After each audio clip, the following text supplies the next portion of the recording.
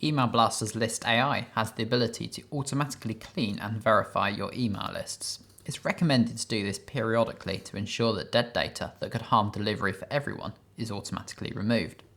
We just need to navigate to the mailing list in question. Let's click on our list to view it. From the Actions menu, top left, select Clean List. You will now be presented with a few options to customize your clean. By default, dead and harmful data will be removed, disposable addresses, along with suppressed subscribers. So these are people who have previously unsubscribed.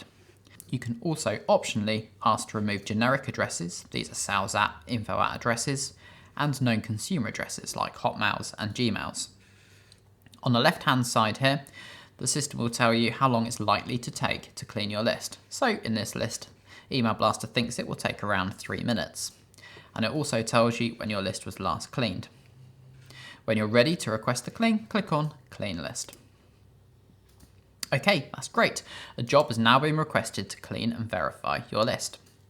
You don't have to stay on this page while the lister's cleaning is taking part, and you'll be emailed a report once complete.